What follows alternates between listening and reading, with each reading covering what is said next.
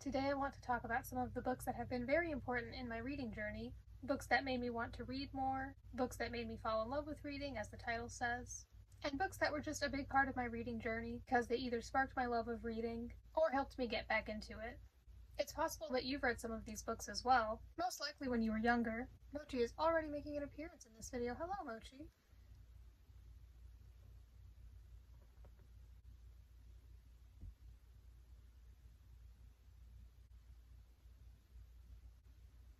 And some of these books have been around for quite some time, so if any of the books I mentioned in this video were ever a part of your life at one point, I would love to hear about your experiences. This will also just be sort of a story about my experience with reading, when I really started to love reading, and how I got back into reading after not having done it for a while. So I read as a child. I don't think it was a rare occurrence for me to read a book someplace outside of school. I know I had a lot of picture books as a kid, a lot of which I think my parents just provided me with so that I'd have some books, so I do appreciate that they did that. I know reading was something that I spent my time doing.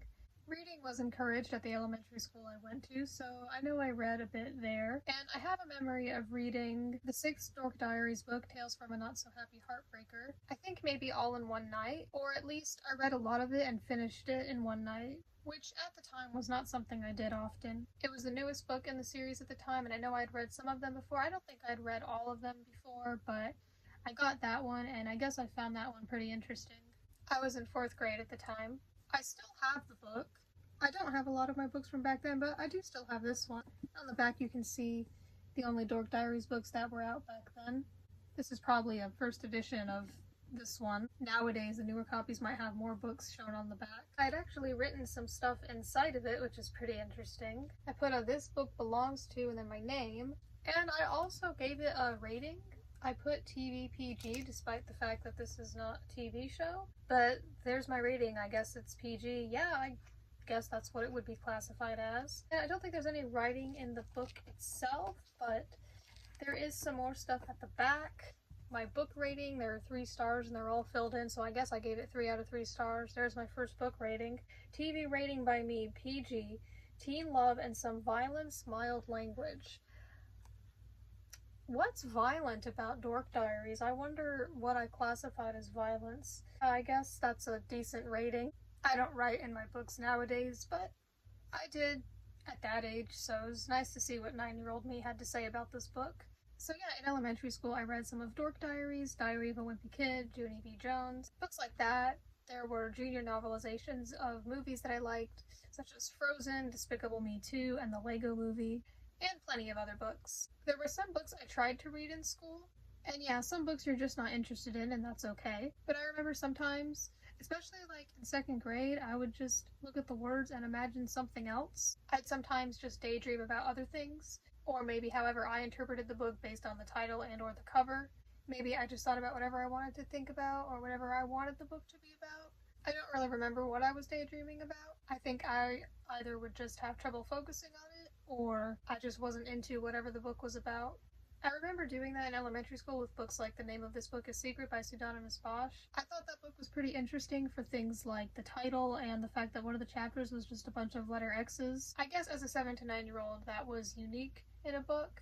And I think I had borrowed it from the library at least once or twice, but didn't actually read it or didn't read very much of it. But I did end up reading it all the way through when I was 14 or 15, and I don't remember it very well, but I remember thinking it was just okay. I don't think I absolutely loved it, but I guess it was alright at the time, and I haven't read any of the other books in that series. So some books I would actually read, and read all the way through, but for some books, I just had trouble getting into them, which still happens today, and that's completely normal. However, I think I really started to love reading when I was in 5th grade. We would have a time in the day for silent reading. I think we did it every day, and I think it lasted about 30 minutes. And each student would have a reading level that they were at. And there were bins in the classroom with books of that level, and we were supposed to take a book out of the bin and read it. Early on in that school year, I picked up a book because I don't know the exact reason. I guess the cover looked interesting. Maybe I liked the colors. I guess it just looked appealing to me. And that book was It's Not the End of the World by Judy Blume.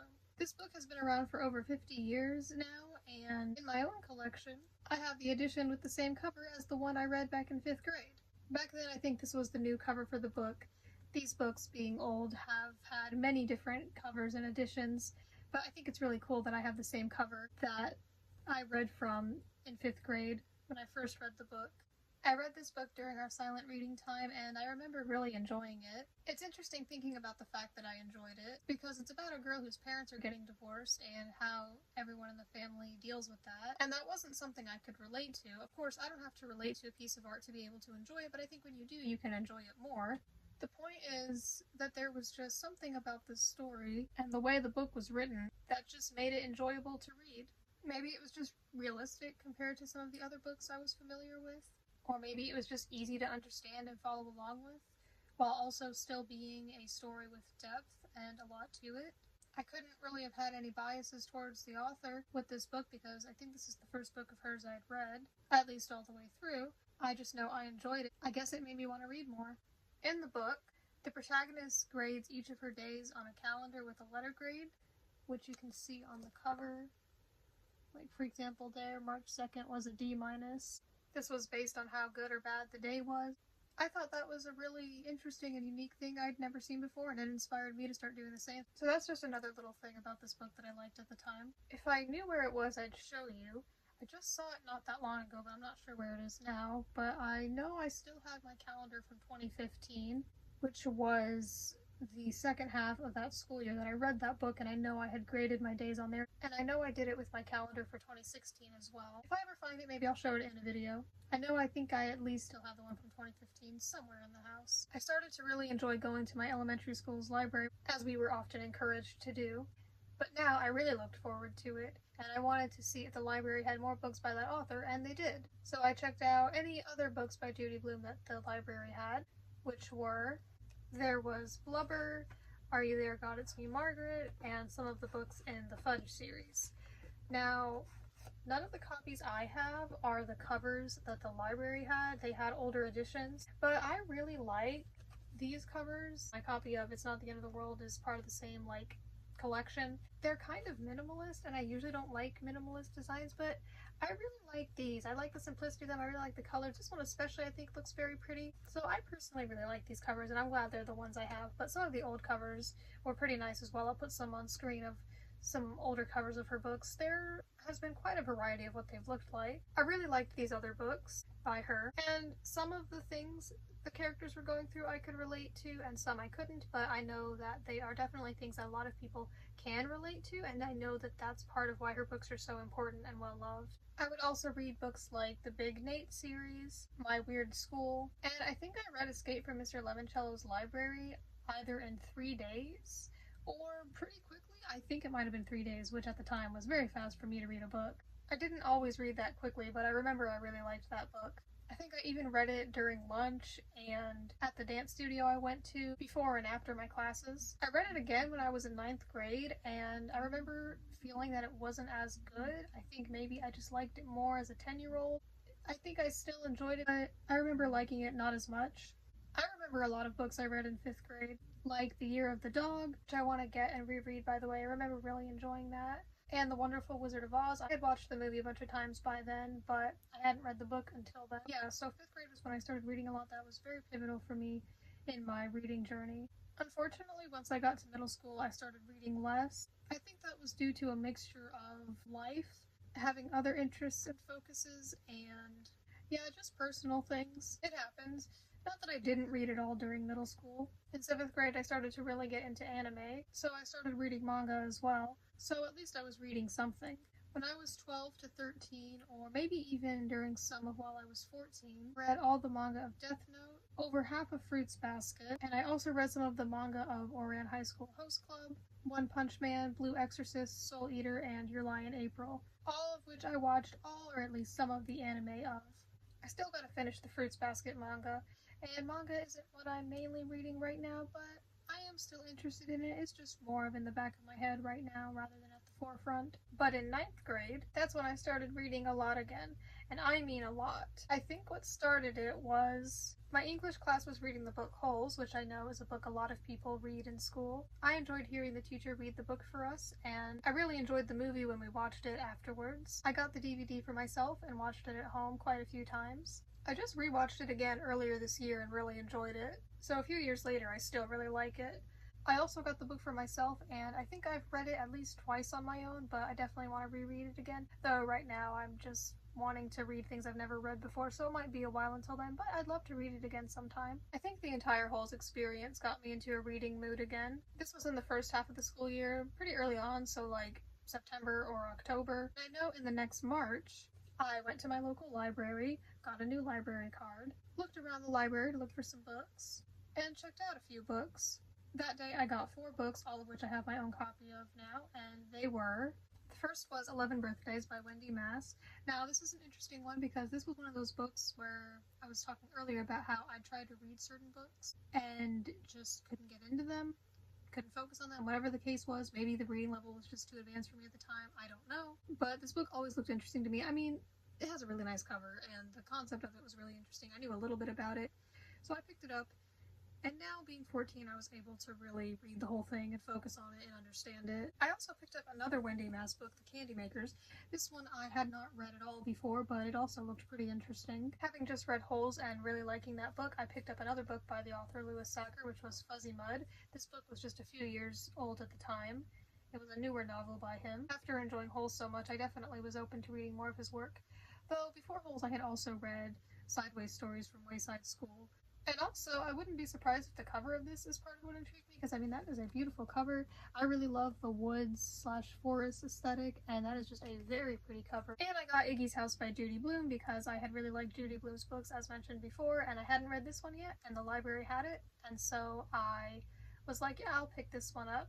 So over the course of the next 3 weeks, which is how long you can hold on to books for at the library, well, there can be auto renewals for a few weeks, but I would just try to finish them within 3 weeks. I read all these books, and I remember enjoying them all. And I remember the feeling that I had at the time. It felt really good to be reading again, and I felt really happy about it.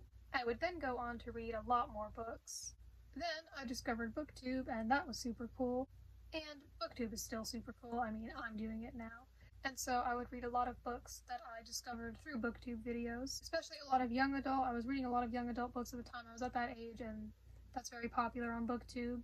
I went on to read more of Wendy Mass's books and a lot more of Judy Blume's books. The whole series that 11 Birthdays was a part of, I read it all and really enjoyed it. When I read the third book, 13 Gifts, later that year, I declared it my favorite book. And that was 5 years ago, so I don't know if it would still be my favorite book. I'm not sure what my favorite book is right now. Maybe if you ask me in the future, I'll have an answer. But right now, I've just been reading a lot, and it's been a while since I've read certain books like this one. And I'm further discovering what kind of books I like, so I wouldn't know exactly what to tell you right this moment. But I know I definitely like the idea of making a video at the end of the year that's something like the top 10 best books that I read this year, or my current favorite books, something along those lines, so let me know if you would like to see a video like that. I think it would be fun to make.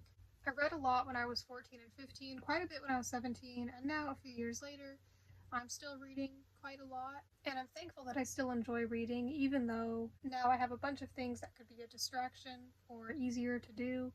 I still make time to read, and I'm glad that I do because it's such a wonderful hobby to have. I think it's very rewarding and useful and worth it. It's so enjoyable and good for you. I understand how reading can be difficult or intimidating sometimes. I still struggle sometimes with focusing on reading, but I think if you figure out what works for you and you find the right books that you like, it can definitely be enjoyable and possible, and hopefully I can help other people with that and show them that.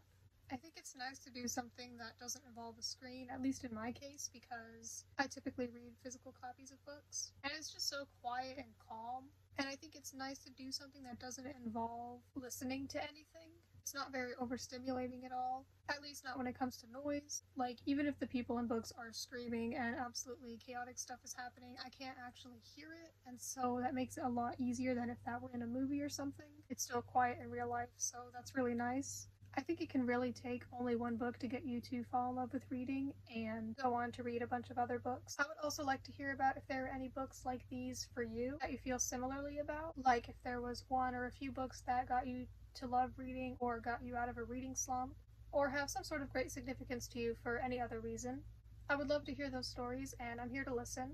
I especially think it would be interesting because the books we read in school or as kids could be pretty different based on how old we are. For me, books like Diary of a Wimpy Kid and Dork Diaries were very popular when I was in elementary school, and they were new at the time, though those series are still going on, and I guess they're still pretty popular. I mean, I still read Diary of a Wimpy Kid, but I know that those books were very popular when I was in those grades, and I would love to know what those were for you.